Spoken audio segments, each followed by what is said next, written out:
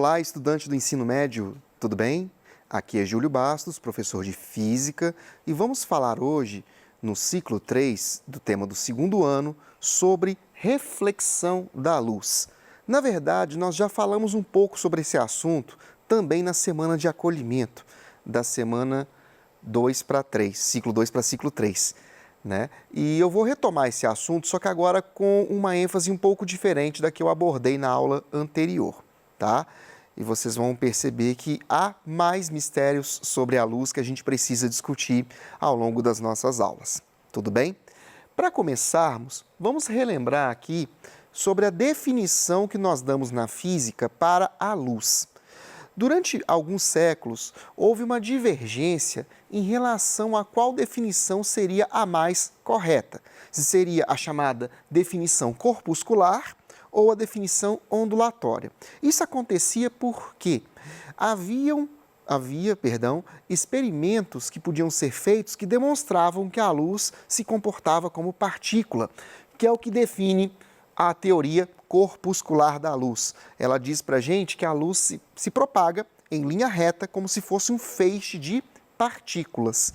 Para a gente poder usar essa definição de luz, nós conseguimos explicar alguns fenômenos da óptica, como por exemplo, a reflexão, que a gente vai trabalhar hoje, a refração, que a gente também já falou no ciclo 2, quando expliquei para vocês o funcionamento de lentes, em óculos, em telescópios, microscópios, e podemos usar também para falar da dispersão da luz, que é quando essa luz se espalha, dividindo-se em cores, como por exemplo acontece no arco-íris, e no efeito fotoelétrico. Este último foi o que motivou a teoria que hoje é considerada aceita para a luz, que é a chamada teoria dual, onde a luz pode ser onda ou partícula. Até então, até antes da descoberta do efeito fotoelétrico, que aconteceu em 1905, através de Albert Einstein, havia uma forte tendência a classificar a luz como sendo uma onda eletromagnética, que tem a ver com a segunda definição que eu vou mostrar para vocês agora, que a gente classifica a luz como sendo um tipo de onda eletromagnética, na verdade. E ela pode ser usada para explicar vários fenômenos dentro da óptica, como, por exemplo, difração, interferência, efeito Doppler e polarização. Esses fenômenos, normalmente, a gente cita bem rapidamente nas aulas do ensino médio, lá no segundo ano. A gente não aprofunda muito, por exemplo, em efeito Doppler da luz. A gente fala muito de efeito Doppler para o som. Para quem não sabe o que é isso, vou rapidinho explicar. O efeito Doppler, ele acontece quando há uma variação aparente da frequência de uma onda. Essa variação aparente, ela acontece por causa da movimentação, ou da fonte que produz a onda, ou do receptor. Tá? Isso a gente percebe no som facilmente quando você está parado, por exemplo, na calçada e passa uma ambulância com a sirene ligada, daquele barulho que começa mais grave, de repente vai ficando mais agudo e depois que a ambulância passa por você, fica mais grave de novo. Então, essa percepção é mais clara no som do que na luz, do efeito Doppler. A difração é um fenômeno onde a luz, ao encontrar obstáculos muito pequenos, ela vai sofrer uma alteração de comportamento. Todo mundo aqui já deve ter pegado um CD ou um DVD e olhado ele perto de uma fonte de luz e observado que aparecem várias linhas coloridas nesses dispositivos. Esse efeito colorido que aparece nos CDs ou nos DVDs é uma característica do fenômeno da difração, ok? Polarização tem a ver com a passagem da luz através de filtros. É explicada principalmente na utilização de insufilmes e óculos que a gente usa para proteger os nossos olhos do sol excessivo de verão, por exemplo. Quando a gente usa um óculos de sol, a gente está usando essas características da polarização da luz para nos ajudar a chegar menos intensidade luminosa na nossa retina, beleza? Bom, mas nós não vamos aprofundar muito nisso, só quero mostrar rapidinho aqui. Como eu disse para vocês, a luz é um tipo de onda eletromagnética. Aqui eu coloquei para vocês o chamado espectro eletromagnético. Ele pega todos os tipos de ondas eletromagnéticas que a gente conhece e classifica essas ondas através de suas frequências ou comprimentos de onda. A gente vai discutir um pouco mais sobre isso nas próximas aulas, ok?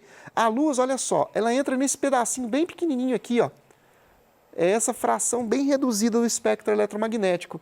E é justamente a parte que nós, seres humanos, conseguimos enxergar também. O restante do espectro eletromagnético é invisível para o olho humano. Onda de rádio, de TV, micro-ondas, sinal de celular, são todos tipos de ondas eletromagnéticas, porém invisíveis. Ok? Bom, hoje nós vamos falar sobre o fenômeno da reflexão da luz, mas eu quero falar mais sobre um tipo de reflexão, tá? Vou colocar primeiro aqui, genericamente, a definição que a gente usa para reflexão, que é o quê? A luz, ao se propagar em um meio físico qualquer, pode ser o ar, pode ser água, pode ser dentro de um material transparente, aí ao encontrar um obstáculo, essa luz vai tipo bater e voltar. Pode acontecer de duas maneiras, pode ser a reflexão difusa ou a reflexão regular, também conhecida como reflexão especular. Só que hoje eu quero falar mais sobre a reflexão difusa, mais precisamente sobre como que essa reflexão nos ajuda a enxergar os objetos que estão ao nosso redor. Não apenas enxergar objetos, mas também enxergar as diferentes cores que esses objetos possuem, ok? A gente tem ao nosso redor muitas coisas que a gente pode observar, árvores, objetos, pessoas, mas como que isso funciona na prática? Antigamente, acreditava-se que os nossos olhos, eles possuíam pequenas mãozinhas invisíveis que saíam daqui do nosso globo ocular, iam em direção aos objetos, apalpavam esses objetos e a gente tinha essa sensação para a gente falar de visão. Só que, claro, que isso aí, gente, era fantasioso demais. Hoje nós sabemos como funciona o sentido da visão.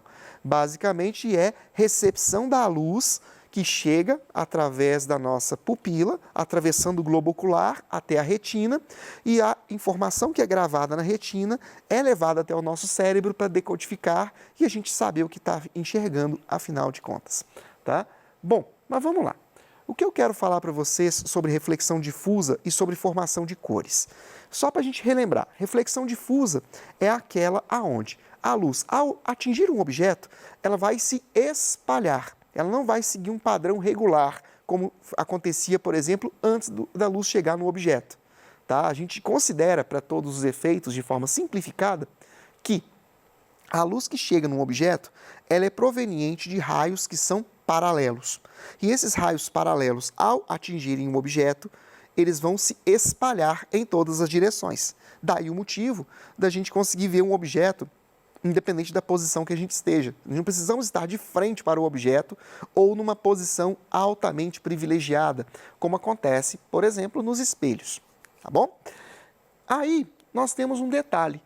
Dependendo da pigmentação desse objeto, ele pode refletir e ou absorver parte dessa luz que está chegando nele. Tá? Aí depende também do tipo de luz que está sendo incidida sobre o objeto. Aí nós temos duas classificações possíveis. Nós temos as chamadas luzes monocromáticas, que são aquelas luzes que têm apenas uma cor, que pode ser vermelho, amarelo, verde, azul, pode ser cores variadas aí, inclusive a luz negra entra também nessa questão. Tá? E nós temos as luzes policromáticas. A luz, por exemplo, que está me iluminando aqui nesse momento, no estúdio, é uma luz policromática, é uma luz branca. Newton mostrou que a luz branca, a cor branca, vamos dizer assim, é uma junção de todas as cores que sofrem reflexão. Dá até para fazer um experimento bem legal, chamado disco de Newton. A gente costuma ensinar isso nas aulas de ciências, lá no ensino fundamental. Você pega um círculo de papel ou de cartolina, divide ele em 6 ou 7 pedaços, colore cada pedacinho com uma das cores do arco-íris e prende num barbante, como se fosse para girar. Se você gira ele lentamente, você vai perceber as cores separadamente. Mas se você girar muito rapidamente, acontece uma coisa extraordinária. Essas cores parecem que se misturam na hora de receber a luz e fica branco o disco. Ele, apesar de estar colorido, ele fica branco. E Newton ele fez alguns experimentos usando não apenas o disco, mas usando também prismas, que eu vou mostrar daqui a pouquinho, um exemplo de um prisma, que decompõe a luz branca em outras cores. É o que acontece, por exemplo, num arco-íris também. Né? Eu vou mostrar daqui a pouco essa imagem, tá? Um slide mais adiante, onde a luz branca atravessa o prisma e decompõe nas 7 cores básicas do arco-íris. Beleza? Mas o que acontece? Vamos imaginar que eu pego essa caneta aqui, ó. Essa caneta, ela é azul, uma parte azul e uma parte cinza. Mas por que a gente enxerga a cor azul? Eu vou mostrar para vocês aqui no flipchart. Olha só. Vamos imaginar, não tenho todas as cores disponíveis aqui, então eu vou ter que improvisar. Olha só, vou desenhar aqui só a tampa da nossa caneta, tá? Ela é pigmentada com uma tinta que reflete a luz azul. Então, o que acontece? Se chega neste objeto uma luz policromática, uma luz branca, por exemplo, a luz branca é composta de várias cores, incluindo o azul. Então, essas cores, vermelho, verde, amarelo, laranja, serão absorvidas pelo meu objeto. E o que vai refletir, que chega aos nossos olhos, é apenas a luz azul. Apenas a parte azul da luz branca é que vai sofrer a reflexão, que isso vai chegar aos nossos olhos e aí nós vamos ver aquele objeto de cor azul. A mesma lógica se aplica para qualquer outra cor. O vermelho, eu vou ter luz incidindo sobre o objeto, apenas a parte vermelha é que vai sofrer reflexão, ok? Tá? Então aqui só retomando, eu fiz a definição de luz monocromática e policromática aqui. A luz solar, a luz de lâmpadas, normalmente é policromática. Aqui o exemplo que eu mostrei para vocês da decomposição da luz branca, olha só, a luz branca chegando aqui, ó, e aqui ela sofrendo refração, porque passagem do meio ar para um vidro, por exemplo, reflexão e depois aqui espalhamento. Ó, eu tenho 3 fenômenos físicos acontecendo aqui ao mesmo tempo. A reflexão, igual acontece num espelho aqui, ó, ângulo de incidência igual ângulo de reflexão. Ó, a reta normal aqui, ó. Estou mostrando com a caneta para vocês, ó. Então, eu tenho aqui o raio incidente, raio refletido. Aqui, ó, passagem de meio físico 1 para meio físico 2, refração. Quando a luz sai do vidro para o ar novamente, além da refração, acontece o espalhamento da luz, ó. Percebam as tonalidades aqui, que são as cores do arco-íris aparecendo do lado direito do meu prisma. Isso aqui é o que acontece, é o que a gente tem na luz branca. Temos as cores como estão sendo organizadas ali. A formação do arco-íris, ela acontece exatamente dessa mesma forma. A diferença é que ao invés de termos aqui um prisma, um cristal, nós temos gotículas de água, que vão fazer exatamente o mesmo papel desse vidro aqui. Ele vai separar essa luz branca em cores. Aqui eu quero trabalhar com vocês um exemplo, para a gente entender como é que funciona essa questão da cor de um objeto. Como eu disse agora há pouco, a luz branca, ela possui todas as tonalidades. Então, teoricamente, qualquer objeto que for iluminado por uma luz branca vai apresentar a cor do pigmento que foi usado para pintar esse objeto. Mas e se eu colocar esses objetos em ambientes onde a luz não é policromática, e sim monocromática? O que vai acontecer, afinal de contas? Esse exemplo aqui, nós vamos trabalhar 4 situações, tanto com luz policromática como com luz monocromática, para a gente poder entender melhor esses processos, beleza? Olha só, aqui no primeiro caso, nós temos um passarinho e uma maçã sendo iluminados por uma luz branca, ou seja, uma luz policromática. O que acontece aqui? A luz branca, como eu disse agora há pouco, tem todas as cores. Então, como o passarinho tem a cor azul, apenas a parte azul da luz branca sofreu reflexão. Por isso que a gente enxergou ele azul. E a maçã, nós temos a parte principal dela, que é vermelha. Então, a luz vermelha, a parte vermelha da luz branca, perdão, vai sofrer reflexão e as demais vão sofrer absorção, tá bom? Mas e se nós mudarmos a lâmpada? Tiramos a luz branca e colocamos uma luz vermelha, por exemplo.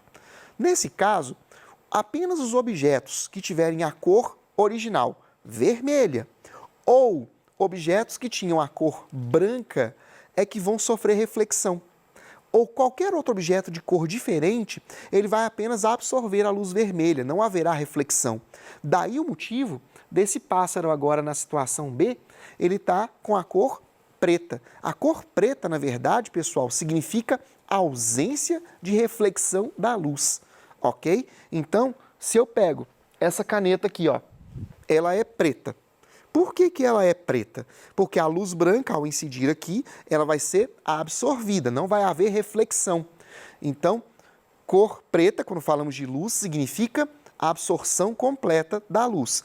Eu quero abrir um parênteses muito importante aqui, porque quando falamos de luz e de pigmento, há uma pequena diferença na classificação, ok? Eu estou falando várias vezes aqui que a luz branca é a junção de todas as cores. Isso eu falo especificamente para a luz. Se nós pegarmos tinta ou lápis de cor e colorirmos um pedaço de papel com vários tipos de cor diferentes, o que vai aparecer? Uma cor mais próxima do preto, da cor preta. Então, quando falamos de pigmento, a cor preta seria uma soma de pigmentos, ok? Então, tem que ficar muito atento a isso, porque às vezes pode gerar essa confusão. Além disso, também, eu não coloquei aqui no slide, mas vamos colocar como observação, existem as chamadas cores primárias para a luz e as cores primárias para pigmentos. E essas cores são um pouquinho diferentes, a classificação de uma para a outra.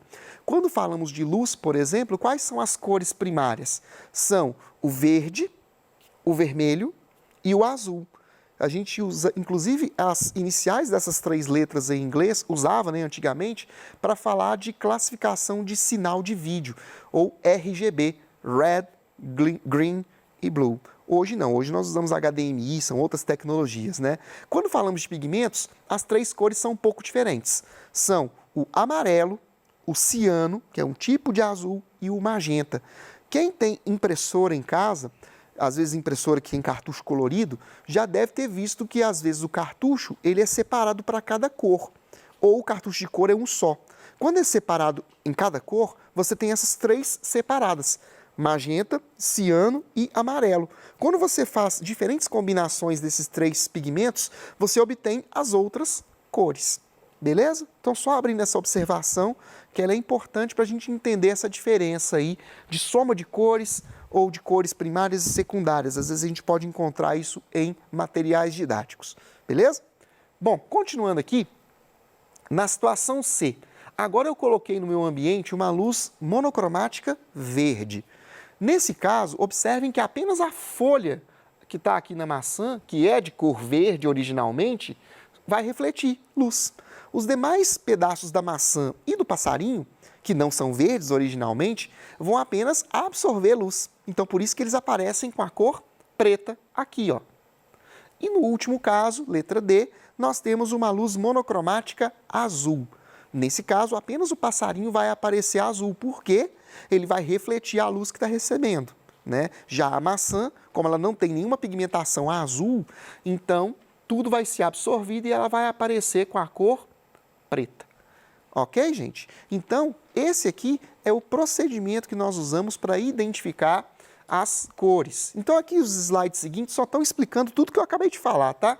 A situação A, a situação B, né, falando da luz vermelha, a situação C, falando da luz verde, e a situação D, falando da luz azul, ok? Só que agora, para a gente finalizar, vamos fazer um exemplo de exercício clássico.